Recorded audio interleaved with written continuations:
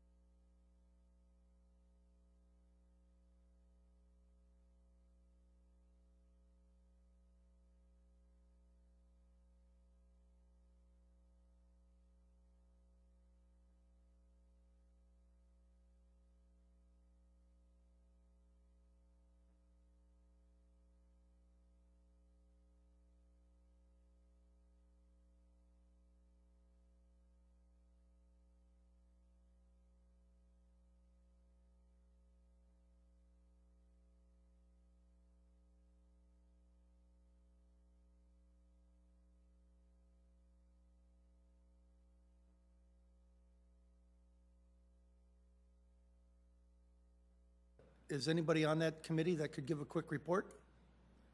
Otherwise, we will put it off until next time and have her do it then. Okay, any open discussion for the city council? I guess we're a little shorthanded today. We have some people that are going to be missing, and I know Councilor Urbanbach will be here in just a few moments. Okay, let's move on then to item number 4 on our agenda, some presentations. First, the 2016 election ordinance amendment to Lincoln County precincts, setting the election date. Mr. Greco.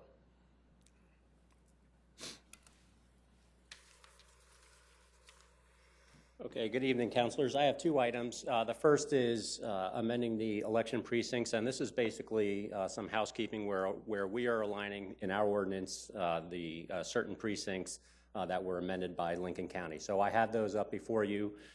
Precincts 111 and 112 are changed. They're already existing, mind you. These are all in the Southwest District for Sioux Falls. 111 and 112 are changed, and you can see in the middle there, 115, that's straight up and down, and 118 on the lower right are both additions. Again, this is essentially a housekeeping measure, and we'll codify this in the ordinances. I'll be briefing this again later at the council meeting. Questions, anybody? I have one. Can you put Yes. that back up? Whoever took it down. The dividing line looks like it's Minnesota Avenue. The dividing line is Louise, Louise, north that's and right. south there. I had to get my bearings on there real quick. Okay, Louise, and then okay, the That's squiggly there. the squiggly is Bitterroot. Bitterroot. Okay. And that was, we need to do that for Lincoln County to make sure that we had the... Right, so ours will be aligned, and just a reminder, people, when they vote in our election, they'll be voting in the same precincts later on for the general and primary elections. Perfect. Run by the counties. That makes sense. Any other questions? You'll be presenting this tonight? Yes. For first reading? Good. Yes, and then the second component to this agenda item is just setting the election date to 12 April 2016 for the Sioux Falls municipal election. Also, part of this includes conducting the election jointly with the Sioux Falls School District. Okay, that's item number B. Any questions? I believe is it appropriate to ask the audience if they have any input at this point? No. Okay. Okay. All right, thank you. Thank you, Tom. Mr. Schmidt, item number C, the Shape Places Zoning Ordinance. Pardon me, Mr. Chair. What? Mr. Oh, Greco, we need to he vote on had, that. no, sir, he had 2 presentations. So this is now item B. And I believe, oh, is that correct? Yep, that's correct. Tom covered the election ordinance amendment for Lincoln County and joining with the election, and then I'm covering item B, which is ordinance amendments to Chapter 30 for the agenda. Got it. All right. Sorry, I'm the one that combined those, so I know that was a little bit confusing. All right, so Lori Hogstead, City Clerk, and the proposals before you, and this will also be on tonight's meeting for first reading, is to amend Section 30014, which is our agendas. There was an ordinance that was amended in 2011 that established some specific internal agenda deadlines. Additional amendments were made to this ordinance in 2012 when we changed our meetings from Mondays to Tuesdays, And further internal deadlines were added as far as the times, specific times of the deadlines were added to that particular ordinance. The proposed ordinance before you removes those specific deadlines. However, these internal deadlines that are being removed from this ordinance are already contained within or will be part of the City Council Procedures Manual, as well as an executive order number 1226, which is the agenda approval form that is already out there. Current ordinance sets the internal deadlines for our agenda items to be filed a week in advance for the council meeting.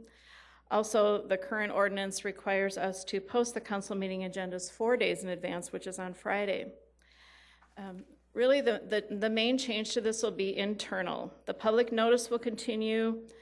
We are just, we are required by state law to publish our meeting notices 24 hours in advance, and we do that well in advance of the 24 hours. The reason that we're asking for this change is to help this become a little bit less restrictive for us. And an example I'd like to give you is, for instance, we have a deadline, and it specifically says this in the ordinance. On Thursdays at 12 noon is a deadline for contract items. And contract bid openings are done on Thursdays as well. And on occasion, I will get a call from a department, for instance, Public Works, that asks me, could we please get that extended a day? Because we have a bid opening today. There's not another meeting, say, for 2 weeks. And we really would like to get this on that agenda rather than waiting 2 additional weeks, sometimes 3 if there's 5 Tuesdays. And so then I generally work with them and say, well, we can give you until Friday at noon, but technically our ordinance says Thursday at noon, and that is the way it should be. So this will just give us a little bit more flexibility to allow those departments to get their business on that needs to be put on the agendas. This will not change, and I want to really emphasize that, it will not change how we post agendas for the public. We will continue to post our agendas on Friday afternoons. The only exception to that would be if we had an emergency situation where for instance, our software system was not working or something came up that we were not able to do at the plan. With both myself and with new city clerk Tom Greco is not to make any changes to our deadlines to continue to post on Friday, but this change will just give us more flexibility in our internal deadlines when we work with the different departments. And we will have first reading on this ordinance at tonight's meeting as well. Thank you, Lori. Yes. Any questions? Okay. Well, I guess. Yes, go ahead. I guess I do have one question, Yes. Lori. Is your And that mic up? is, for example, we had the holiday yesterday. Yes. Would we be doing that on Thursday then, having a deadline of Thursday? No, we would still keep our Fridays that we send out the agenda, because we're still, even though we have a Monday holiday, we're still giving a 4-day notification, well over the 24 hours we're required. So the fact that we didn't meet yesterday really doesn't affect when we release the agenda. The only time it would affect it is if, let's say we ran into an issue on Friday, then we would make sure that we were in here over the weekend, making sure that agenda did get out, because we know it's important to meet that, specifically to meet that 24-hour deadline. Okay. So we would do all we could to meet that. Thank you. Yes. And that's the by law one anyway, isn't it? 24 Right, hours. by law. Most municipalities follow the 24 hours and publish their meeting notices, agendas, et cetera, the 24 hours prior to the meeting, whereas we are actually 4 days prior. Super. Okay, thank you. All right, thank you. We'll see you tonight. Item C, Mr. Schmidt. I've got that right, everybody, right? Okay. We know this. No, item C.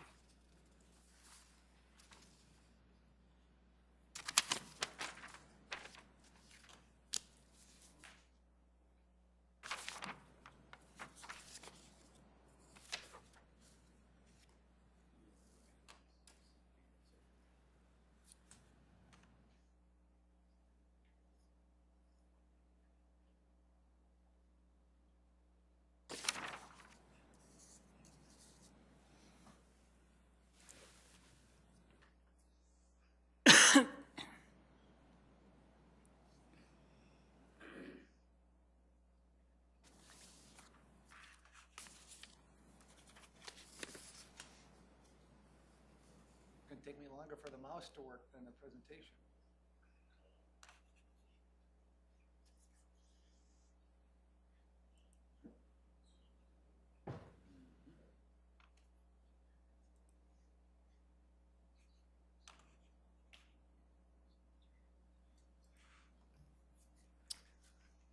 Okay, sorry, didn't work. We are updating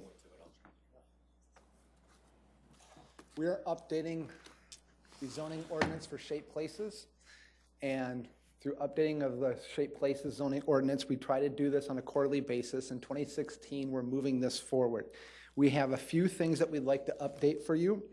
And one of the first things that we're updating with shaped places is to define and explain the lot of record. For every parcel that's in the city of Sioux Falls, thank you. We have a lot of record that's easily to define and record so that we know what's on this lot and this parcel.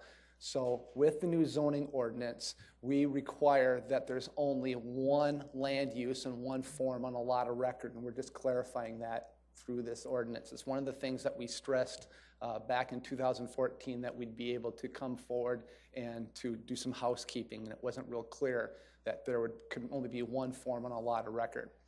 Secondly, we've added the BCF3 form to the Live Work District. This was already listed in the zoning ordinance. It was already within the section, and we're just cleaning this up. Okay, so here's a couple of things how we've described this. Here is the 4 streets in the city of Sioux Falls. You can see each one of these has a parcel, and you can see that they're single-family houses, so there is, on these lot of records, only one form on each lot of record. You couldn't have a grocery store and a single-family house on a lot of record. So we're just clarifying what you can have on a parcel. On the second one, we've amended the BCF3 form to have the Live Work District. In the first part, in the ordinance under 2, we had left out inadvertently the BCF3, but in the second part, in the definition of Live Work, the BCF3 form shall be allowed in, and I've highlighted in green. We'd already stated that Live Work was allowed as a BCF3. So in one section of the code, it listed BCF3, and the other one it didn't. So it's a housekeeping measure. For the tree section, got a nice picture of a green tree there, which we're not seeing this time of season, but we're stating the size of tree that's required in our zoning ordinance. This was something that we'd had in the previous ordinance back in 1985, and we're bringing it forward again so that people understand the sizes. For a deciduous tree, the minimum caliber is 2 inches, and for the deciduous tree of a minimum caliber when it's an ornamental tree, it's 1.5. An evergreen tree must be 6 feet in height. Buffer yards. So when we're looking at exceptions to buffer yards, we basically say you have to require the buffer yard when you're doing a project. However, if you're doing a small project, if there's nothing that's really happening in the project, you don't have to do the buffer yard. One of the things that we had inadvertently missed or didn't have there was in regards to dwelling units. We'd already had a section there, you can see in the third bullet, that if the floor area of the building was less than 20%, you didn't have to do the buffer yard. But if your floor area of the building expanded by 50, 75% of the floor area, you had to meet the buffer yard. We're doing the same thing with dwelling units. So we had kind of missed that earlier, where an apartment complex would come in. If there's an existing apartment complex, they had 1 or 2 units, they don't have to put in the new buffer yards. If they're adding more than 20% of the dwelling units, they have to meet the buffer yard requirements. And that's the amendments that we're bringing forward to first reading at City Council this evening. Questions? Councilor Karski. Thank you. Jeff, thank you for the updates, and the whats are always very interesting, but sometimes it's the whys that make more sense. You know, why a tree of 2 inches or 6 feet? Right. If you could explain maybe at the second reading at the Sure. latest, you know, the whys, not just the whats. Okay. I'd appreciate it. Yes. Thank you. Certainly.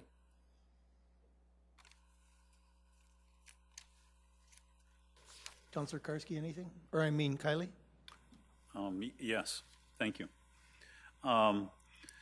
Jeff, earlier today I attempted to forward an email to you questioning the density, how this impacts the density of the live-work districts.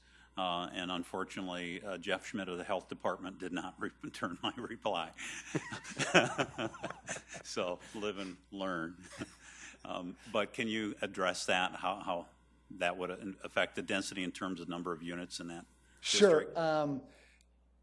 It gets in a little detail, but the live-work district is the ability to have apartments, offices, medical institution, all in one area. You can either live there or you can work there. It's a live-work district. So as you can see on the bottom there, we had the ability in an S institutional district, in an industrial district, in a live-work district to have this larger office building. So that's the density aspect. You can have a large office building in the live-work and employ a lot of people. If you're going to have a large apartment complex, 48 units, 3 stories, you can have a large office building, the density aspect. Now, expanding that, the only correction we added was we included that now in the live-work district. That's not answering your question. That's the correction we had to make. Right. But the density aspect is, if people want to live in a live-work district, they expect to have density already. Some people go, I don't want density. I want to be in a single-family, typical suburban neighborhood, and that's what they pick to choose to live by, and they don't want to live on busy streets or next to apartments, and then they choose that. But if they want to be in a live-work district, then they know that they're going to have medical clinics and coffee shops and apartments and offices. And that's what's all involved in that higher density live work. Great. Okay, thank you very much. You're welcome. The why, maybe. I have a question, I guess a concern. Skip forward to the 20% situation there. What happens if, so what you're telling us here in the buffer yards, with the buffer yards, is that if you've got a building on a lot right now, welcome, and, oh, I'm sorry, I wasn't supposed to say that, but she is welcome to be here. Thank you.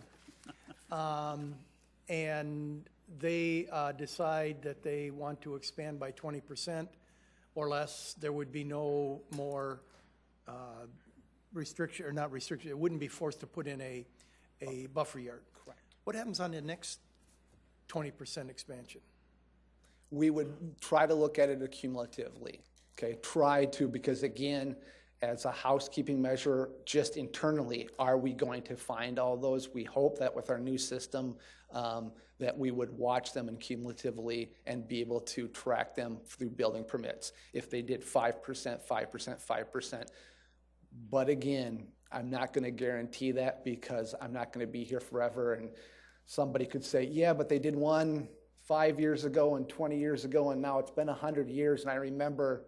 And you go, we hope that we'd be able to track them that long. Yeah, and there's a park on the back of it now rather than Right. houses or something like that. But that would be our intent, that if they're expanding, the code says if they're expanding more than that, that's the intent, that they've expanded, there's an impact, they need to put in the buffer yard. And the building itself Yes. has to be less than 20% to Correct. start out with. Yep. Okay, just, So, yeah. I'm one of those that thinks of the what ifs. And we do the same thing with the floodplain and the building evaluations and the cost. That's how the code's written, is to really look at a lot of these things, well, the whys, you have to look at the purpose, the intent, not just how it's written, but you try to look at the purpose and intent. Right. You try to go back to remembering what you wrote, what the study group said, and that's some of the stuff that gets lost over time, but you go back and reevaluate. Right. Thank you.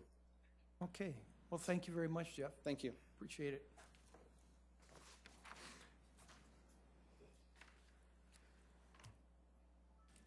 Item D, ordinance establishing car rental, customer use charge. Mr. Karski.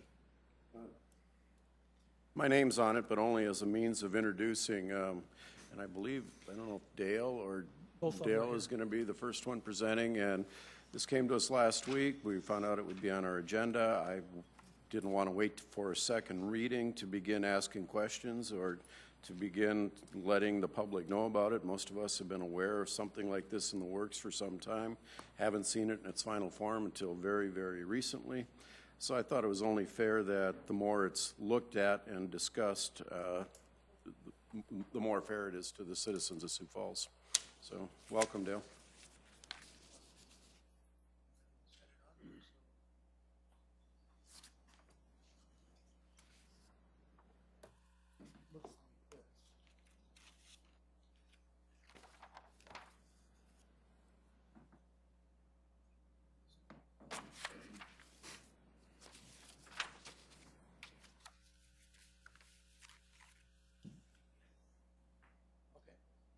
Slater's going to help move the slides forward.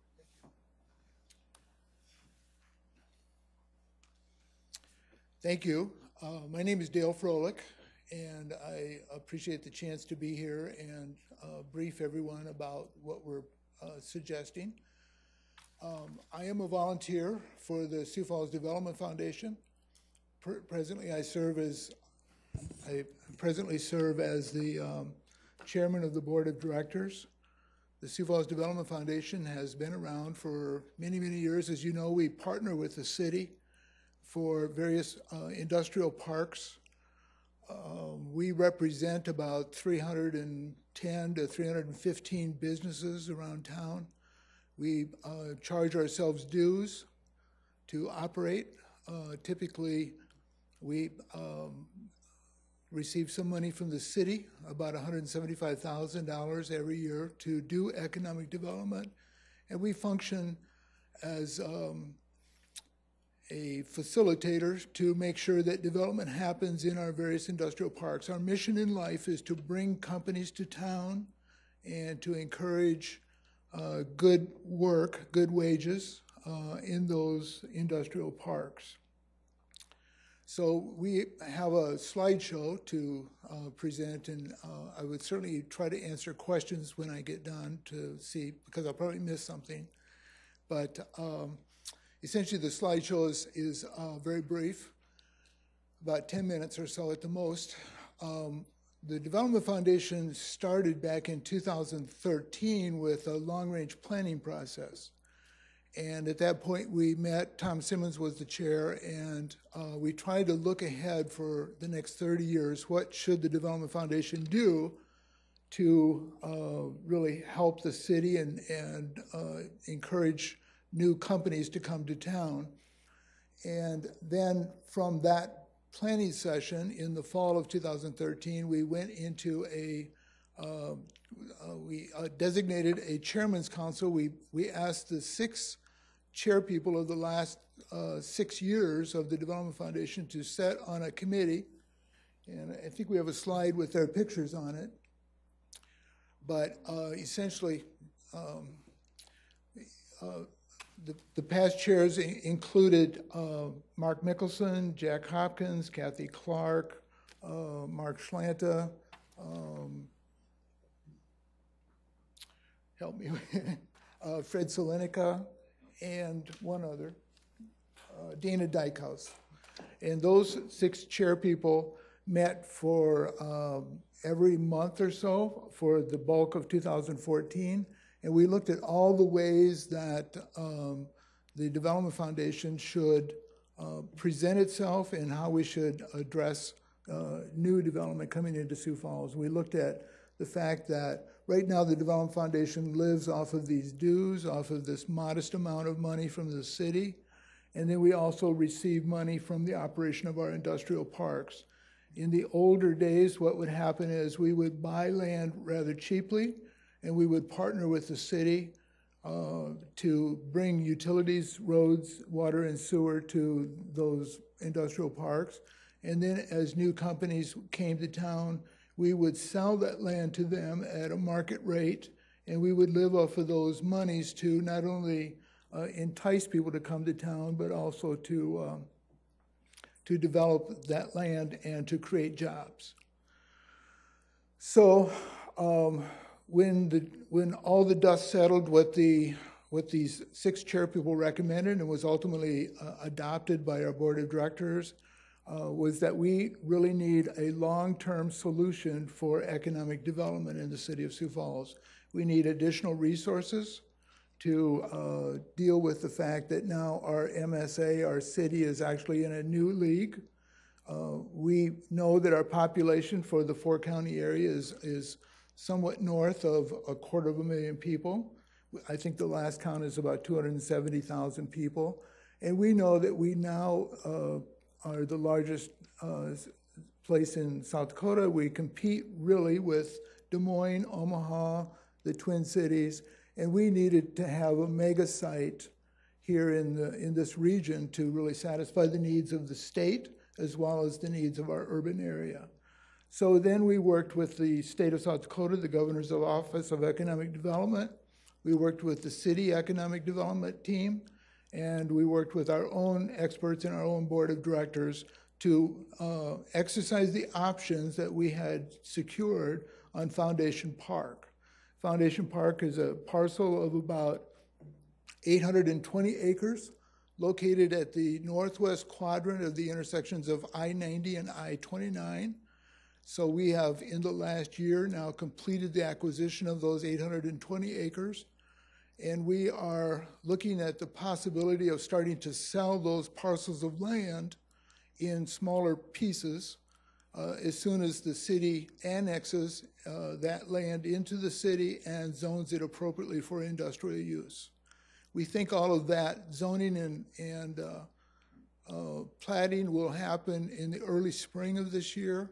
We've just this afternoon talked further with city department heads about the possibility of grading the roads and getting all that done. I can tell you that we have many parties, several parties interested in this land, and we want to have the opportunity to develop the land promptly.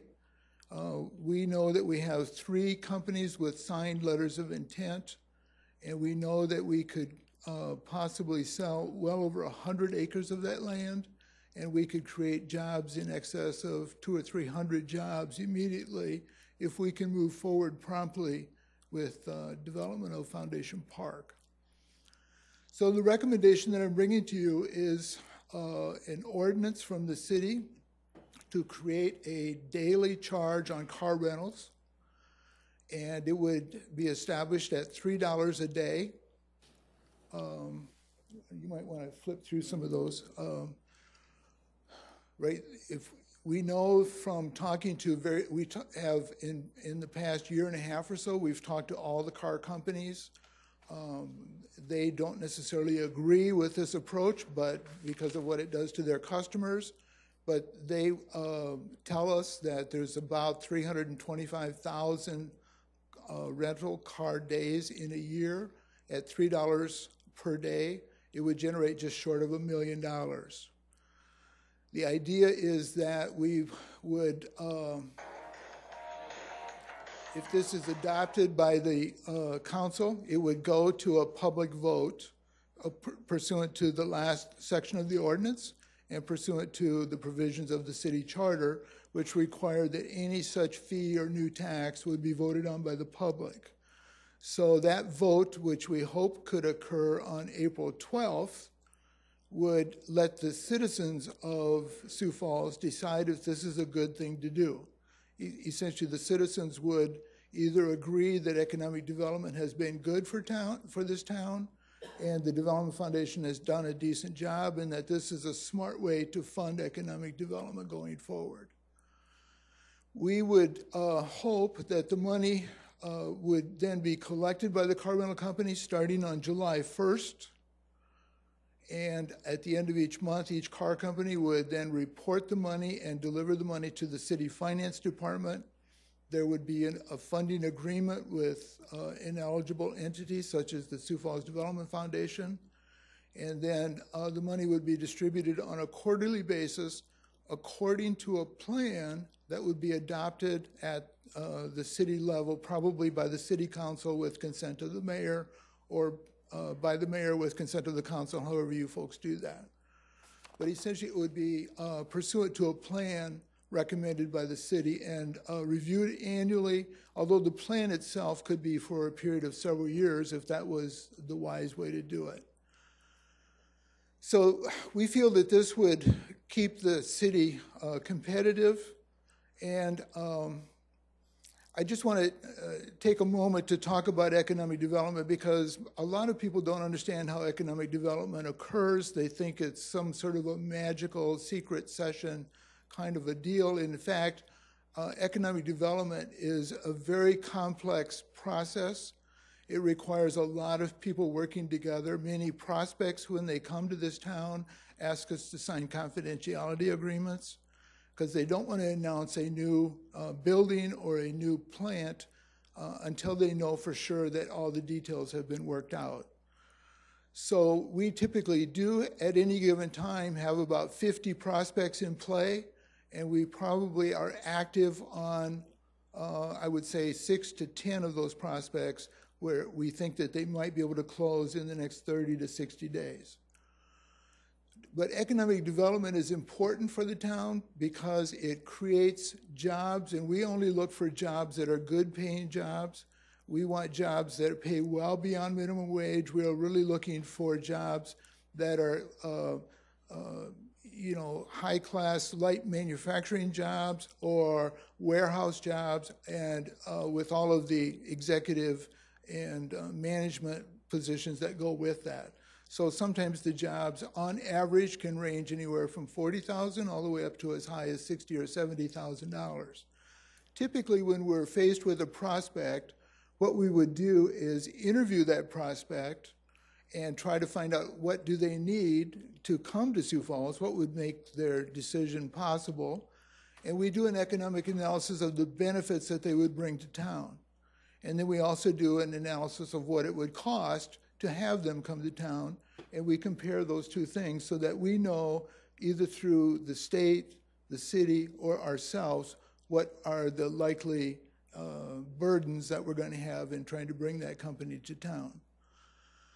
So economic development actually grows the tax base. It allows for example, some of the prospects that we have on hand right now, they would buy 40 acres of land. They would invest upwards of $100 million onto that land, building a new plant or new equipment. That would expand the tax base for the local governments, which includes the city and the school districts involved. The city would incur some cost in building roads and sidewalks. We're trying to negotiate who builds what. We would have to have appropriate water and sewer, and the Foundation Park is particularly amenable because it also has rail and access to power. And it's conveniently located to these interstates with good access. So, but decent jobs lead to better wages, leads to good benefits, leads to opportunity for advancement among these workers and for the city as a whole. And ultimately, then it also improves our quality of life because it gives us better choices for restaurant, retail, and entertainment. And generally, when a city is growing, a city is vibrant, and a city is prospering for the benefit of all of its citizens. So we view our job as to really look for those companies that can make a measurable, positive contribution to the city of Sioux Falls. We have some target niche industries that we really look after, value added. We're looking at academic science. Some of those companies will be directed toward Discovery District, which is right next to the University Center. The industrial park called Foundation Park really will be home to light manufacturing and industrial use. So that's kind of the benefit. Many of you are familiar with all the different players that are involved with economic development. We work with the Chamber of Commerce, we work with Forward Sioux Falls, we work with the Sioux Falls Business Technology Center, the Discovery District, the International Trade Center, which is otherwise known as a port authority. We work with the Governor's Office of Economic Development. All of these players need to collaborate and work together to create these jobs and create these opportunities. So, Slater, if we could go ahead to the sections that just talk about the ordinance itself. We also work with the CVB. All of these companies have a positive economic benefit, and many of you are familiar with that. This handout that we provided actually details a lot of those benefits. But because we're in this new competitive arena, and Sioux Falls is now competing for these additional companies, we've found that many companies come to town looking for additional incentives that other towns will offer them. So the bigger the project, the more they're inclined to ask for sweeteners. And what we always try to do is compare what we would receive in terms of a positive benefit versus what we might have to expend to secure that company. So part of our mission in the Development Foundation is not only to locate and retrieve those companies, but also to get the good workers. And right now we have a number of projects in play as a result of Forward Sioux Falls to accomplish a more skilled and complete workforce. Things like University Center, the Southeast Tech Institution. There's an organization being developed called Thrive, which is basically employment from cradle to career, talking about how that might come forward. So all of those things are in place, and really what we're talking about with this ordinance is how does it help the future? So when you look at the availability of vehicles that are subject to this tax, we know that there are a number of car rental companies throughout the city of Sioux Falls. Many of them are located at the airport, and we have suggested that the airport could still work with those car companies for their own facility, but essentially there's three major companies in Sioux Falls. Enterprise is the largest, and Enterprise is a company that owns National and Alamo at the same time, and then the next largest company is Hertz, and then you have Avis and Budget. Those companies together constitute the vast bulk of car rentals in the city of Sioux Falls. The most recent figures that we've received from Dan Lettler, who is here from the Airport Authority, indicates, I think, around 305 to 306,000 car rental days per year from our airport. And there would likely be other car rental days beyond the airport. So just as one other comparable factor, we know that in the state of South Dakota, the other city that already has a $3 charge is Rapid City. And Rapid City has had their car rental charge for several years as a result of airport action. They issued bonds and they built a parking facility, and then car rental companies who located in that parking facility agreed to charge their customers $3 a day. I believe in the year 2013, Rapid City was able to raise about $587,000 for the year 2013. So it's a little smaller airport, a little smaller town, but still raising a substantial amount of money. So we actually, before we brought this forward, and we've been working on this for close to 2 years, we took time to investigate the situation in some 23 other communities, all the way from Montana and Colorado, all the way out to Chicago, larger communities and smaller communities. We found that 20 out of 23 communities, that slide is slightly wrong, it's 20 out of 23 communities already have such a fee. The average fee throughout this entire region is $3.66. We are proposing $3 a day, which we feel is still competitive. And we have provided in these packets, which I can leave with you, we provided information that shows what a standard car rental might cost in each of these cities, what's the base rate advertised by the car company, what are the additional fees and charges added, and what's the total price that each customer might pay. It's true that many car rental customers come from out of town, maybe 80 to 85%, but this ordinance as proposed would apply both to Sioux Falls residents and to out-of-towners. We know that many local residents would include such customers as Wells Fargo or Citibank or car repair facilities who are inclined to rent cars for the benefit of their employees locally. These same companies are part of our group who, in fact, have agreed to present this proposal and who endorse the idea. So some large companies do not. I don't want to speak for everybody. They can speak for themselves. I know that when you propose a new tax, it's difficult for any elected official to say that they want to see a new tax on the voters. But our hope is that this tax would actually go to the voters of Sioux Falls, and we would live by the results. If the voters agree that it's a worthy and smart way to do economic development, if the voters think that economic development has been a good, positive result for the city, and if this is the right way to fund future economic development, then they can exercise their vote accordingly. If we lose the vote, then obviously we have to continue doing what we've been doing up to this point. We have, up to this point, lived without these fees, but we think that this kind of a fee would result in immediate development of Foundation Park and the immediate benefit of investment in that park. So we think it's a really good result for that reason. That is a picture of the development park right now.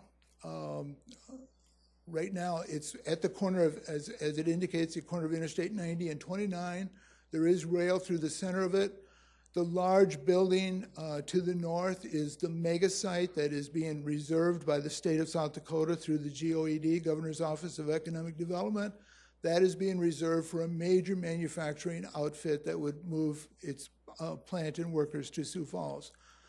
The locations below the rail line, we right now have interest in 4 of those parcels. 3 of them have signed letters of intent, and they would locate along that rail line to do either light manufacturing, warehousing, or logistical transportation services.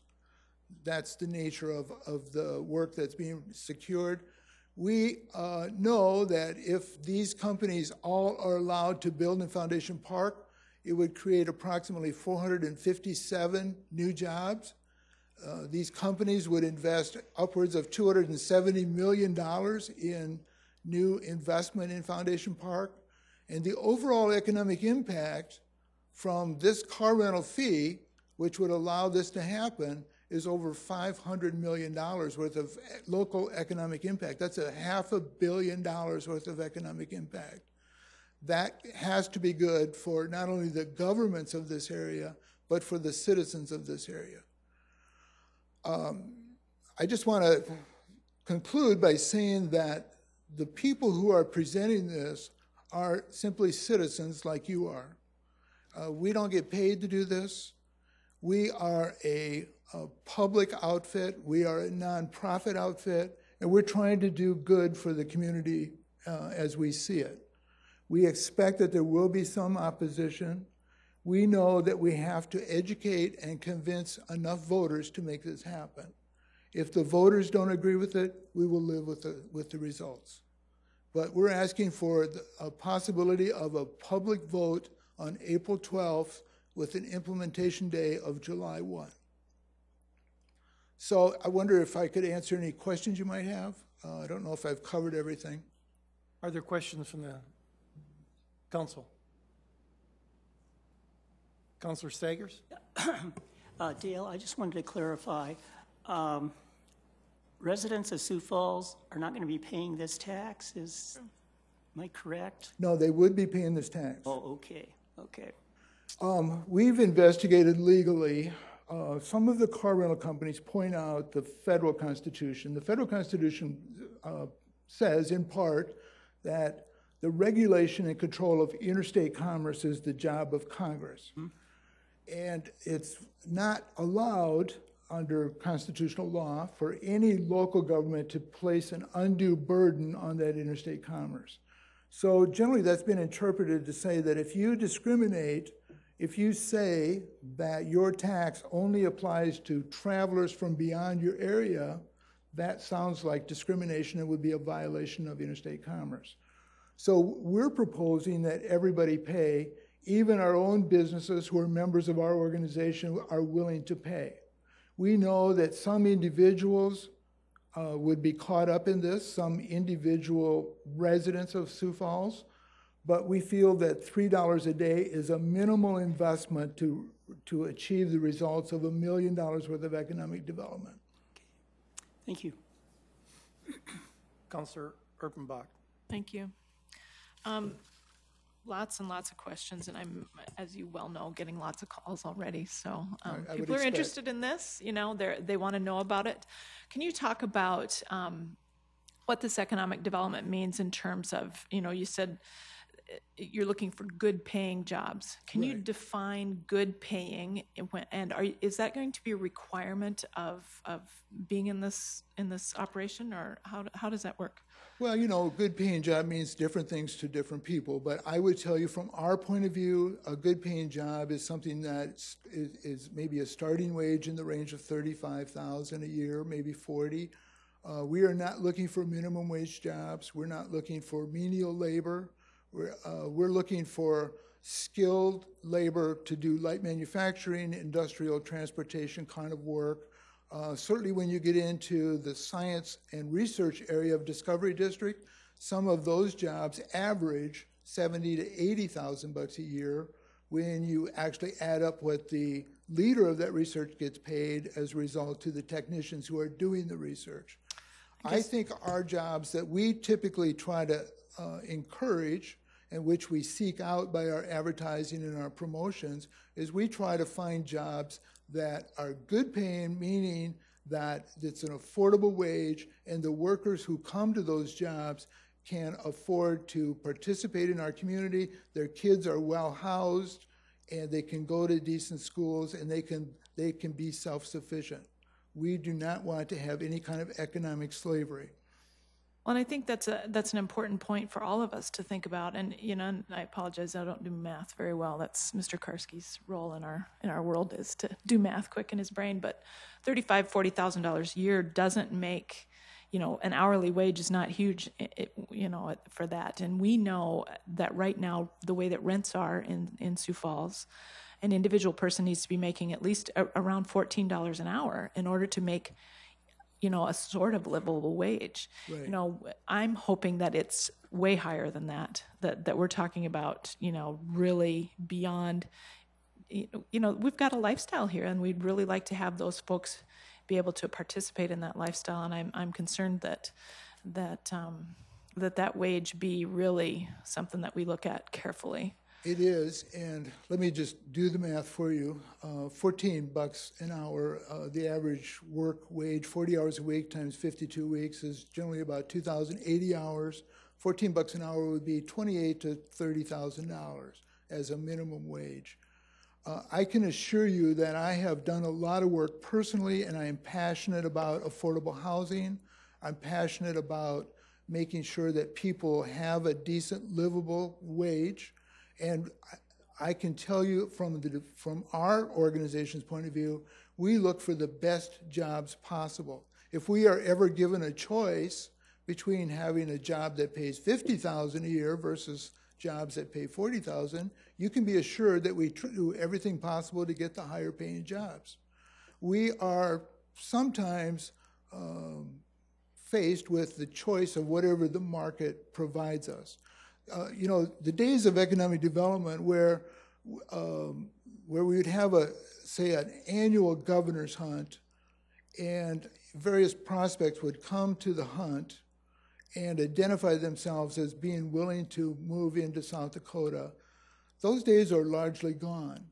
What happens now in the new model of finding companies is that if there's a company in Texas or Illinois and they want to move because they don't like where they are, they can't find workers where they are, they typically will hire a professional site selector.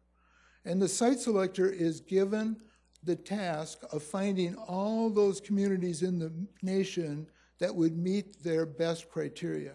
So they have a list of, sometimes pages long of things they're looking for. Our job is to work with those site selectors who get paid by that company to find the best place.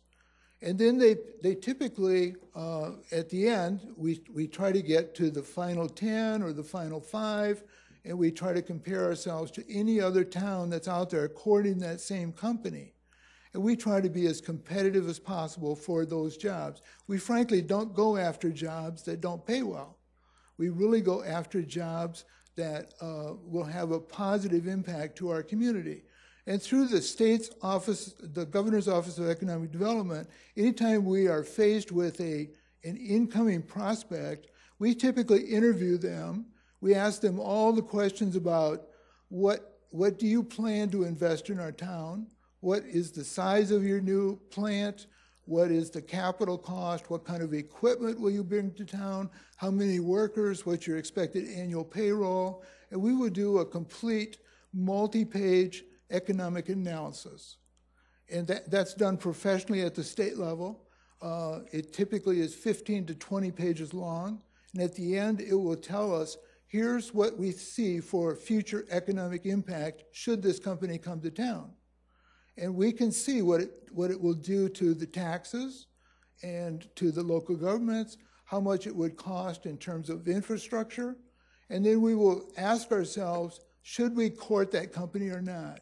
And we will then compare what it costs to secure that company versus the benefits. I've been involved with economic development now. This is my 7th year as a volunteer. I can tell you that we always try to get companies that bring 2 or 3 times more benefit than they bring cost. So we're really looking for positive results for our town. Well, I think that's important for people who may have to vote on this. Obviously we're going to have to, but I think if we're sending this to the citizens for them to vote on something that's really going to be, extra tax not only on themselves but on their friends that may be coming to visit them, that we not give the impression or that we ever use that kind of subsidy to subsidize a company that isn't paying a decent wage. I couldn't agree more. I really think that's so important. And we're going to do everything we can between now, if you allow us to go forward, we're going to do everything we can to present that case publicly. We're going to tell people how we do economic development. We're going to tell people what economic development might lead to and why it is a good thing and a smart thing for people who are younger or even the older voter, people who live in this town. What do they stand to gain? We just did an economic analysis for Forward Sioux Falls. And Forward Sioux Falls is a group of 400 businesses who are raising $15 million to populate Forward Sioux Falls 2021. There's about 6 or 7 objectives for Forward Sioux Falls 2021. But that $15 million basically is a voluntary tax that these companies are paying toward the benefit of Sioux Falls. They're making an investment. And the economic analysis for Forward Sioux Falls indicates that for every dollar invested in Sioux Falls under Forward Sioux Falls in the last 5 years, there's been an economic return of $10.97. 10 to 1. And that's what we're looking for. Mr. Chair, I have a whole series of questions. Some I can ask offline, but could I ask one more publicly? I believe you can. Thank you. I just wanted to ask then what... Can you talk then about if this were to pass and the voters decide for us that we'll charge that $3 a day for rental cars, are there other, especially in terms of Foundation Park, which is sort of a cornerstone for this community and for your organization, are there other tools, economic development tools that you'll be asking for from the city? Will you be talking about TIF? Will you be talking about tax abatement?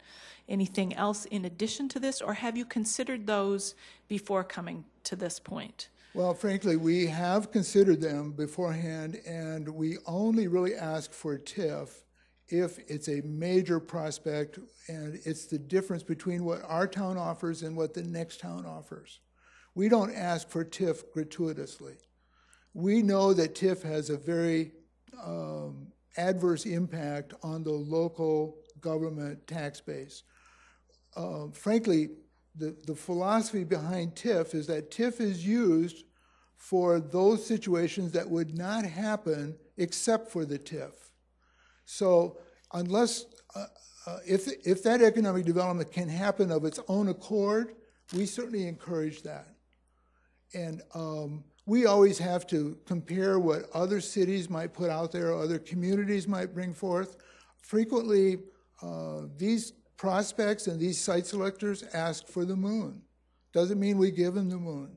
They typically will ask for tax forgiveness, tax abatement, deferred maintenance on various public structures. They would like the various governments to build things for them for free. Sometimes they want land for free. Doesn't mean we give that to them. We only work with companies that bring 2 or 3 times more benefit to our community than what we're investing in them. That's our philosophy. Thank you. Any other questions? Councilor Karski. Thank you, Dale. I know there's a lot of people involved in this, like you said, that are volunteers, and their interest truly is in economic development in our community. I've had the question asked to me, and you kind of alluded to it with the airport. Explain again, you know, the rental car companies, how many would be affected? Would the ones in the airport property be affected? Can you elaborate on that? I can. You know, I used to work at the airport, so I have probably more than the average familiarity with airport operations. Our airport is a very high-class, high-quality airport compared to many other towns. In this region, the size of the airports really rank as follows. It's the Twin Cities, it's Omaha, it's Des Moines, and then it's Sioux Falls. And you can define the size of an airport according to the number of operations, according to the number of planes, the number of passengers, a variety of, you know, the size, the acres, the facilities, radar. Our airport is very competitive with Des Moines. In fact, our airport is so strong because we do a lot of freight at our airport, which is bigger than even passenger business, and many people don't realize that. But part of what drives the airport is that the major revenue for our airport is frankly parking fees at the public parking facility. Another major revenue are the monies that car rental companies pay for the privilege of being at the airport. The airport allows 4 slots for car rental companies. Each car rental company, and there's way more car rental companies than those 4, they bid to see who will pay the airport the best incentive. Typically right now, each car rental company pays the airport somewhere in the range of 11%, maybe 12% of their gross receipts for the privilege of being at the airport. Some of these same car rental companies have operations on airport and off airport. So if they're off airport, they don't have to pay that same incentive to the airport. Now, the federal government has all sorts of requirements about airport monies. If airports are charging passenger facility charges and the money's raised at the airport, then those revenues are expected to improve the airport. And our airport and the Development Foundation have frankly partnered for the last several Forward Sioux Falls initiatives to do work that would enhance our airport, that would improve the facilities, that would encourage more airline traffic. I don't know exactly the count today, but I think we have 26 or 27 flights daily. Our airport is very competitive, and our car rental companies are important players at the airport. These car rental companies naturally are nervous about new initiatives, whether it's Uber or Lyft or fees. They want to remain competitive. And they don't really want to burden their customers. The beauty of this ordinance is that all car rental companies are treated the same. Nobody gets an advantage. There's no difference between what happens to a car rental company on the airport versus a car rental company off the airport. Everybody pays the same $3 fee. The money is actually directed back to a public purpose, economic development, and a public body, City Hall, decides the use of that money. If we don't do the right things at Foundation Park, or we don't encourage the right companies and the right jobs, I fully expect that you would tell us. So I don't know if I answered everything, but you know, the three major companies at the airport, Enterprise has about 47% of the market share, and they include National and Alamo. I think Hertz is about 31%, and I think Avis budget is about 21% of the market at the airport. Bottom line, I think I heard you say it, everybody's treated the same, they all pay it. Right. Okay. And, you know, to be honest about it, they all know how to collect it already because, frankly, they're already paying it in 85% of the other communities. If our citizens go to Omaha or they go to Des Moines and rent a car, we're paying that fee. When Des Moines people come to Sioux Falls, I think it's fair that they also contribute here. We help build their town, they can help build our town. I mean, that's fair. If I could, Yes, one more. you talk about competition, the economic or the Development Foundation and how you compete economically. What other financial resources do other communities have that our Development Foundation doesn't? Are they supported in different ways? Why are we looking at this? Because what do they have that we don't? Well, there's a wide variety of things, and some of them we actually considered before we settled on this. First of all, at the state level, you know, we have the Future Fund at the state level, we have the Ready Fund. These are low-cost loan programs that the state government has established and continues to populate. The Future Fund, for example, is paid for by employment taxes. So everybody contributes to this fund, and then there's a separate board that says, okay, we want to spend the money in this way, and it's generally directed according to either the governor's office or the governor's office of economic development. By statute, there's a number of things, all the way ranging from rail authorities and airport authorities all the way over to tax abatement programs, TIF programs. These are all programs created at the state. And frankly, we considered the idea of going to the state and securing permissive legislation that would allow targeted sales tax or targeted property tax or targeted employment tax, and then use that money for economic development. We chose not to do that because we don't want to get into those games. Those monies are already devoted to either state or local purposes, and we're not intending to add to those things. Frankly, we know that some cities will actually have fees on their tenants in user parks, in foundation parks. And to me, it doesn't make a lot of sense to try to secure companies to come to your town with one hand and at the same time tell them, oh, by the way, you have to pay this penalty or this fee to be here. We do think that those companies, when they come to town, should pay their fair share of the infrastructure. They should pay what we have invested in them, and frankly, the city gets its money back when it builds a road or a infrastructure water sewer system because the city levies platting fees on landowners and the city adjusts rate bases to recapture that investment through the rates. So long-term, cities get those money back. We also looked at other kinds of incentives.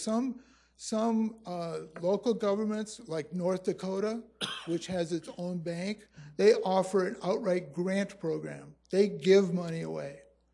Some programs have situations where all the developers in town, all the realtors in town pay. Some communities have programs whereby there's a special fee on platting services. Anytime you file a plat, you have to pay a fee into a fund. Those are all alternatives that we looked at and decided not here. Our developers are already moving outside the limits of the city because it's cheaper, frankly, to build in Brandon or Harrisburg than it is to build in Sioux Falls. We're trying to have a win-win. And so we have looked at all of those different ideas. We think this is the most affordable, the most strategic way to proceed. Thank you. Councilor Kiley.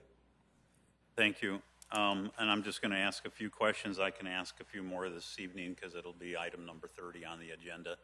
Toward the end, huh?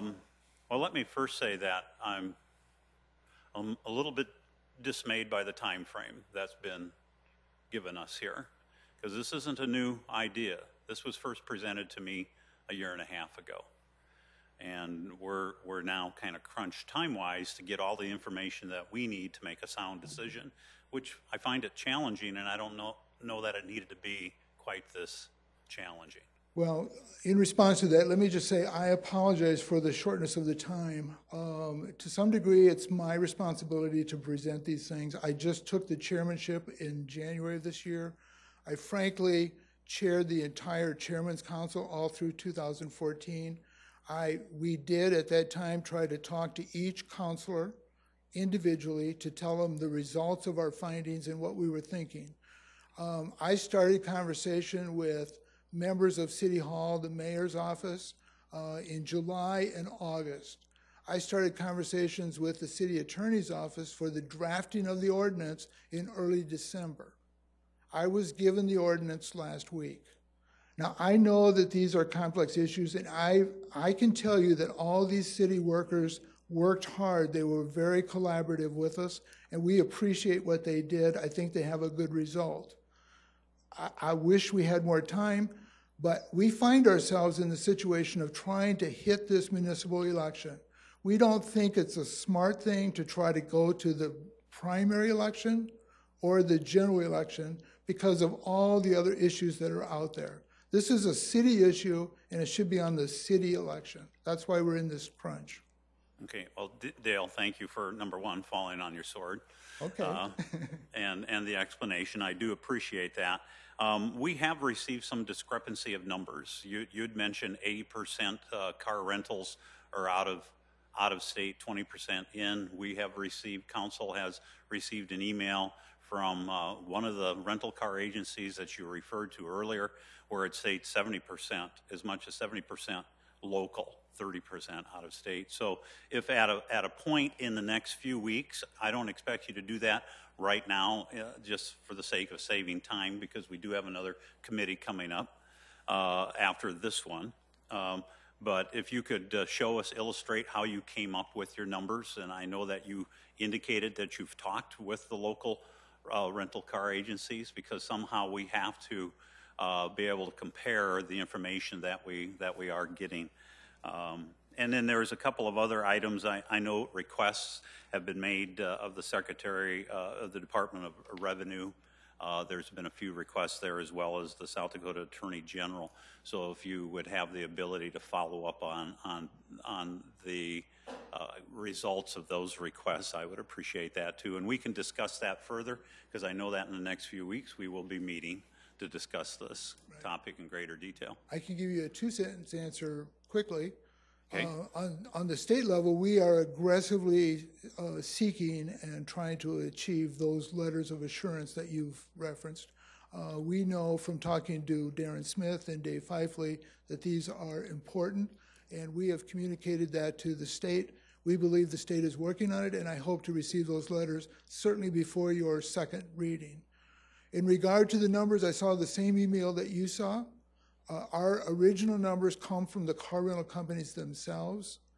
I'm aware that now they're saying 70% from locals and 30% from out of town.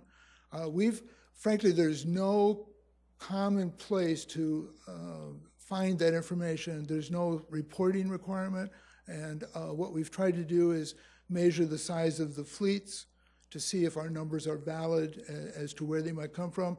I'm worried that some of the statistics you just received today might be in relation to an ice storm, to a single event, not to a year-long pattern of use. Okay, and thank you very much. And again, it's not my intention to rake you or anybody else over the coals.